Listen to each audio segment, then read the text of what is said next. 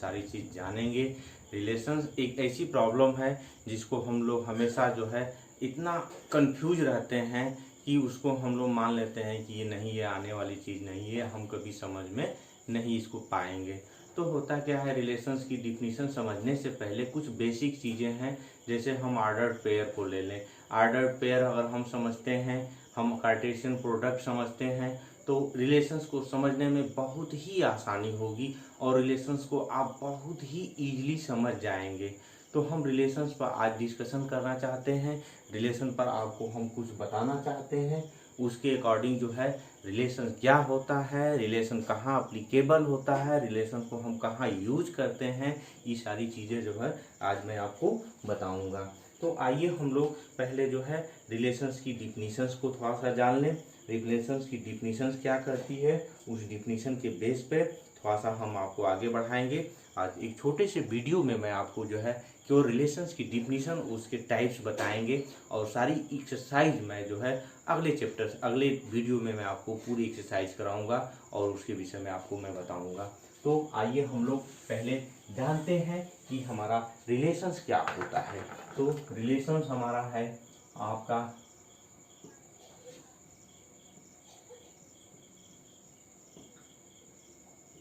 ठीक है। तो रिलेशंस जो है किसी सेट में डिफाइंड होता है। रिलेशंस होता क्या है, एक प्रकार का ये कार्टेशियन प्रोडक्ट का सेट होता है जिसमें हम जो है दो पॉइंट ले लेते हैं। दो पॉइंट होता क्या है कि सपोज करिए कि let A B non empty set हो हुई और relation R will defined as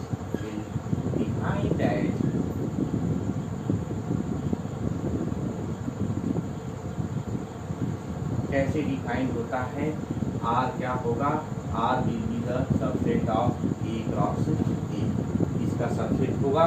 और कैसे डिफाइंड होगा, A related B equal to क्या A comma B such that A और कामा B बिलोंगिंग यही रिलेशंस की डिफिनीशन है जिसको आपने बहुत पहले से जान रखी है क्लास 11th में। यहाँ हम लोग इसकी डिफिनीशन से पहले मैं आपको एक चीज़ बता देना चाहता हूँ, एक चीज़ अच्छी तरह से समझा देना चाहता हूँ कि आप कभी कंफ्यूज मत होइएगा। यह सिंगल सेट है, यह क्या है, यह जो है कार्टेशियन प्रोडक्ट का एक सेट होता है, ठीक है। जैसे यह एलिमेंट ए में भी होगा, यह एलिमेंट बी में होगा, दोनों का यह कार्टेशियन प्रोडक्ट। जैसे मैं इस चीज़ को अभी आपको एनालाइज करके बता देना चाहता हूँ ताकि आपके दिमाग में कोई क्वेश्चन न आए। सपोज करिए मैं छोटा सा एक सेट ले रहा हूँ, ए नॉन इम्पटी सेट है, इसमें 1, 2, 3 है। मैं यहाँ ए क्रॉस ए की बात मैं कर रहा हूँ। क्या क्या हो सकता है इसको आप अच्छी तरह से जानते हैं। 1, 1, 2, 3 इनमें 2, 1 और 2, 2 और 2, 3 आगे है 3, 1, 3, 2 और अगला आपका मिलेगा वह होगा 3, 3। ये सारे क्या हो गए, आपके कार्टेशियन प्रोडक्ट हो गए। अब जो R होगा, यह R इन्हीं में से कोई कुछ भी हो सकता है, यह हो सकता है, यह हो सकता है, कई तो हो सकते हैं। यहाँ आप इस चीज़ को अच्छी तरह से समझ गए होंगे। यह सिंगल सेट हम आप इसको समझ लेते हैं, यही मेरा कंफ्यूजन है, आपका कंफ्यूजन है। आप इसको सिंगल रिलेशन को कभी सिंगल सेट मत समझिएगा। वह कार्टेशियन प्रोडक्ट का एक सबसेट होता है। यह क्या बताता है, R is the subset of A cross B। तो मुझे जहाँ तक उम्मीद है कि आप इसकी डिफिनीशन को अच्छी तरह से समझ गए होंगे। हम आगे चलते हैं आपके types of relations.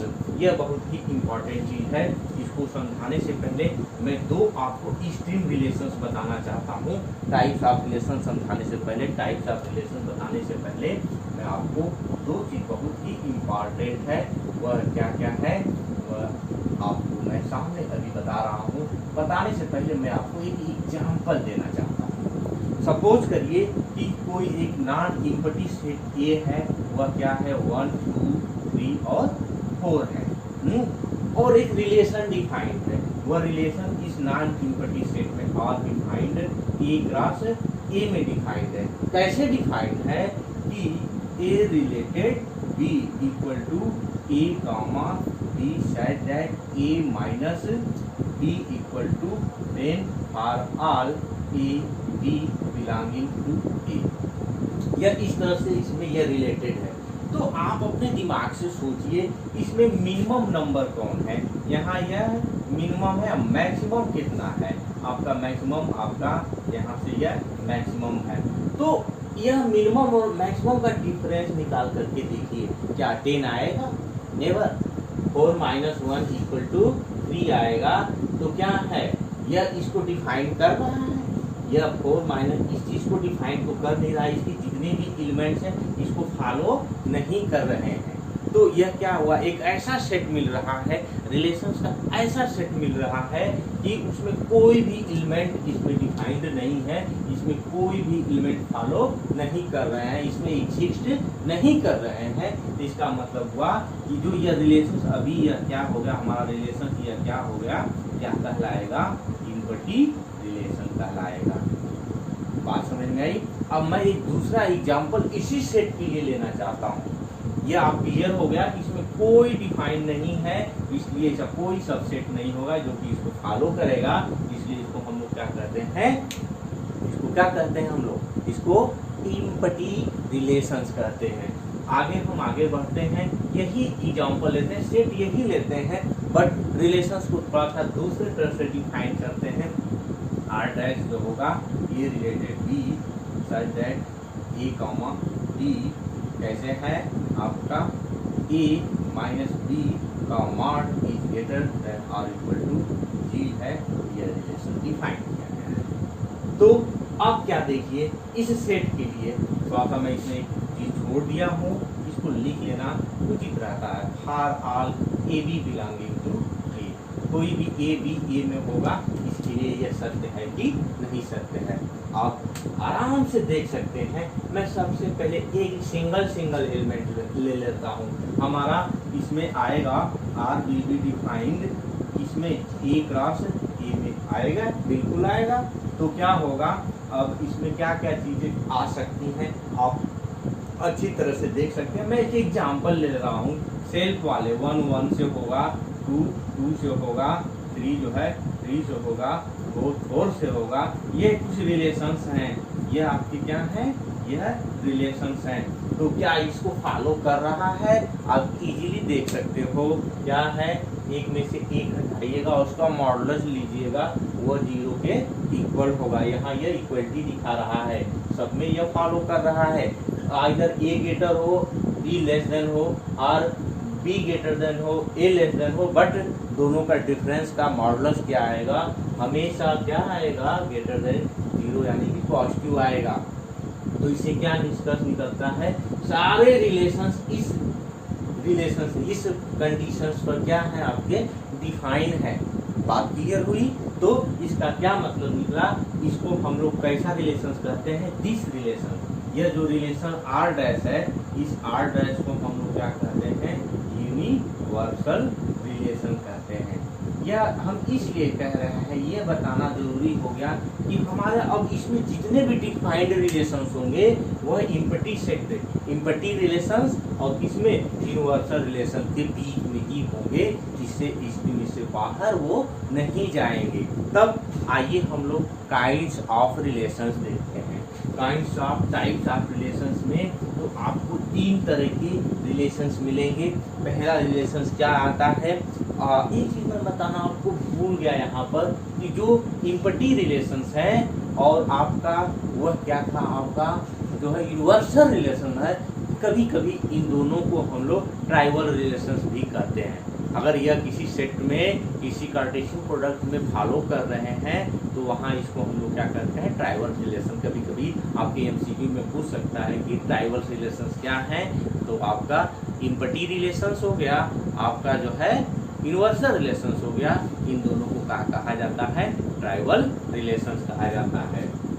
Okay, tribal relation आप इसको देख सकते हैं, इसको ट्राइवल रिलेशन। कौन कौन रिलेशंस होगा ट्राइवल रिलेशंस में, आपका इम्पटी रिलेशन होगा और इम्पटी रिलेशन ट्राइबल्स में आएगा, और दूसरा क्या होगा, यूनिवर्सल रिलेशन जो है ट्राइबल में आपका आएगा। ये दोनों होते हैं। हम अब आपको आगे ले चलते हैं इसके टाइप्स में। रिफ्लेक्सिव यानी कि उसको हम समतुल्य, उसको पहला आता है आपका रिफ्लेक्सिव रिलेशन। रिफ्लेक्सिव में क्या होता है, रिफ्लेक्सिव में कि अगर हमारा कोई रिलेशन है डिफाइंड है a non empty set, a non empty set if A B non empty set, कोई हमारा नॉन इम्पटी सेट है, तो उसमें हम डिफाइन करेंगे रिलेशन आर क्या होगा, R will subset of A cross A. क्या इस तरह से डिफाइन होगा, अगर ए रिलेटेड ए यानी कि क्या a comma a for all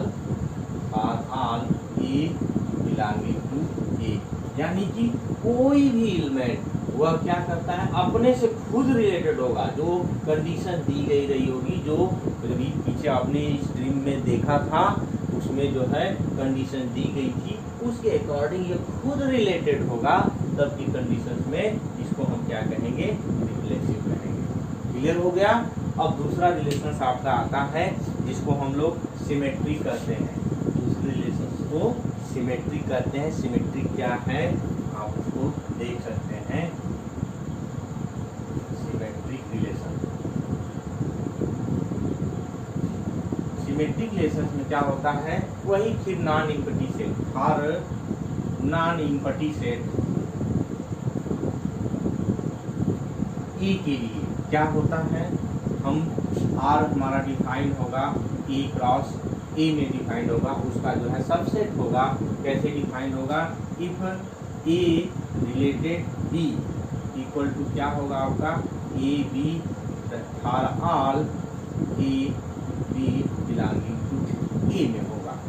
अगर ऐसा है तो यह भी हो जाए कि बी रिलेटेड ये हो जाए, यानी कि b comma a for all a b belonging to A, तब हम उसको क्या कहेंगे कि यह दोनों क्या है, आपस में सिमेट्रिक है। बात क्लियर होगी कि अगर उसी रिलेशन में यह डिफाइंड है, यानी कि ए रिलेटेड बी है और बी रिलेटेड ए है, तो उस तरह के जो भी हमारे रिलेशंस होंगे तो उसको हम लोग क्या करते हैं, सिमेट्रिक रिलेशंस करते हैं। बात क्लियर हो गई।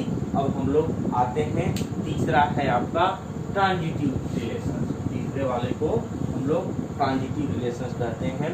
यह क्या होता है, तीसरा आपका है ट्रांजिटिव रिलेशन।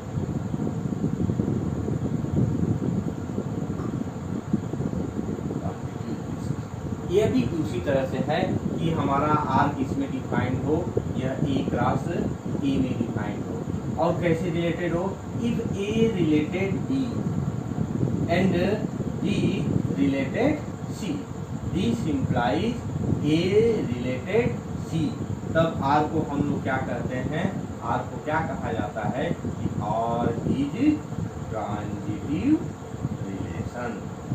आर क्या होता है, ट्रांजिटिव रिलेशन होगा। ये क्लियर हो गया, आपको अच्छी तरह से समझ में आ गया होगा। अब कोई भी ऐसा रिलेशन जरूरी नहीं है कि यह जो है वह, अगर वह आपका रिफ्लेक्सिव है तो जरूरी नहीं है कि वह जो है सिमेट्रिक होगा, वो जरूरी ये भी नहीं है कि वह ट्रांजिटिव होगा। ये भी हो सकता है कि कोई दो हो सकता है, तीसरा नहीं हो सकता है। ये भी हो सकता है कि तीनों रिलेशन उसमें फॉलो करेंगे। जब तीनों रिलेशन फॉलो करते हैं तब उसको हम लोग कौन सा रिलेशन कहते हैं, ये रिलेशन आर इससे set B an equivalent relation को क्या कहा जाता है, इक्विवेलेंट रिलेशन कहा जाता है। इक्विवेलेंट रिलेशन कब कहा जाएगा, और उसको कि ए सेट आर, ये relation R is set, R जो है कब वह ए क्रॉस ए में हो, क्या क्या हो, पहला वह जो है आपका रिफ्लेक्सिव हो, दूसरा क्या हो आपका सिमेट्रिक हो, और तीसरा क्या हो वह जो है ट्रांजिटिव हो। तब हम उसको क्या कहते हैं, उस रिलेशंस को, इन तीनों कंडीशन को फॉलो करेगा उसको हम लोग क्या कहते हैं, इक्विवेलेंट रिलेशंस कहते हैं। तो अगले वीडियो में मैं आपको जो है एक्सरसाइज इसकी कराऊंगा, और आपको अगर यह वीडियो पसंद आया हो, सारे कॉन्सेप्ट क्लियर हो, अच्छी तरह से आप समझ गए हों, तो मैं आपसे रिक्वेस्ट करूंगा कि मेरे चैनल को सब्सक्राइब करें और जो है बेल आइकन ज़रूर दबाएं, ताकि हम आपको आने वाली सारी वीडियो आपके पास हम भेज सकें, आपको अच्छी तरह से हम बता सकें। धन्यवाद।